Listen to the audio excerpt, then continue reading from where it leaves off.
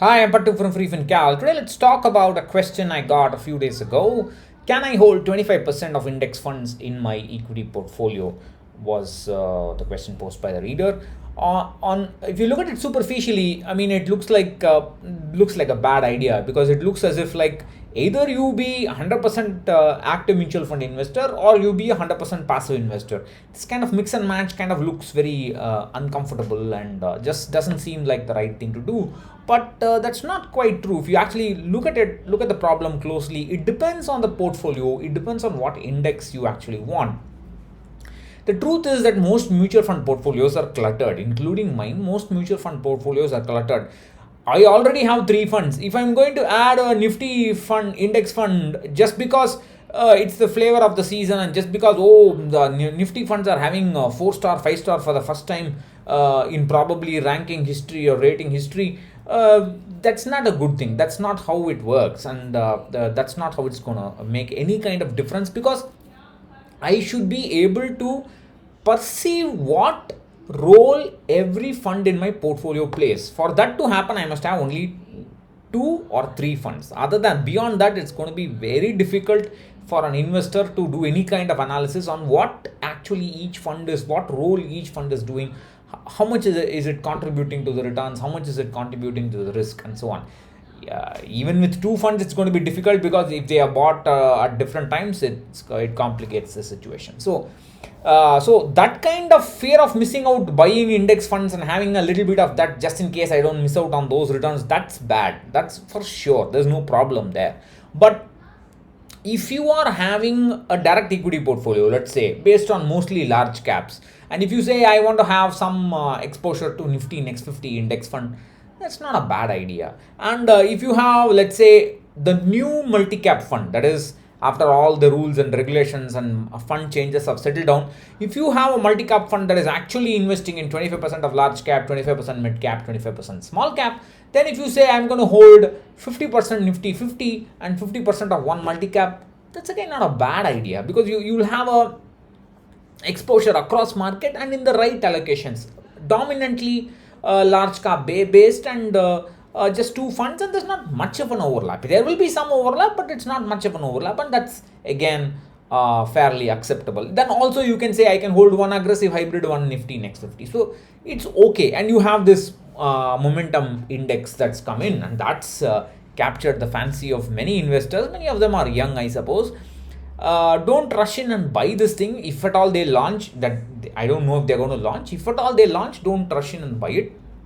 Let's see what happens, because momentum will not work all the time. That's what I just showed last video. And let's say you do want to become a momentum investor because of that index fund, then you can have let's say 25% or 20% exposure to momentum with your predominantly large cap portfolio. That's so it's fine. You can play it in different ways.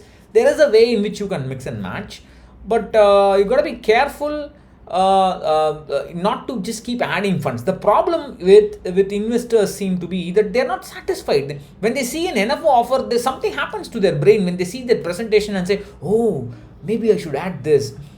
2 NFOs, 3 NFOs later, your fund portfolio is going to be 10 funds. And then once it becomes more than 3 or 4 funds, it becomes impossible for you to understand how to evaluate. I once asked a question here: how do you evaluate whether your portfolio is diversified or not? Not one person knew how to do it.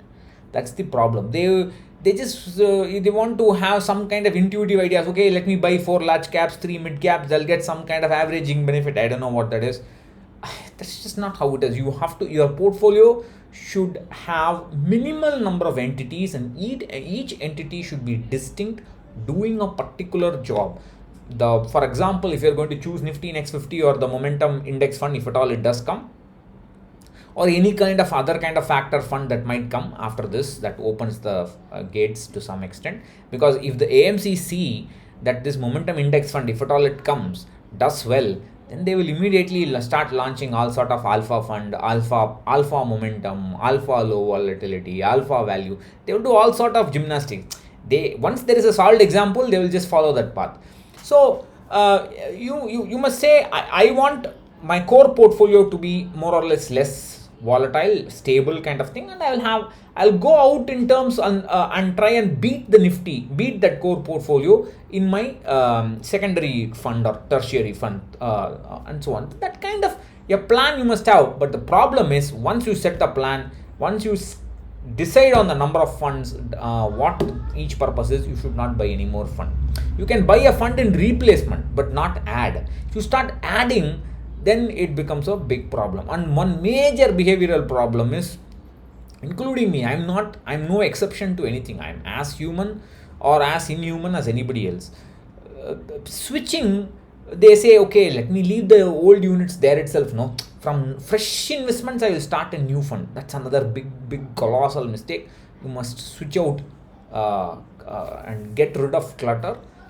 You can do it when there is a gain, when there is a loss, it doesn't matter, as long as you don't ask too many questions and delay it too long. So it's okay to have active plus passive portfolios, as long as you are able to justify to yourself what is the role each entity plays. Bye bye.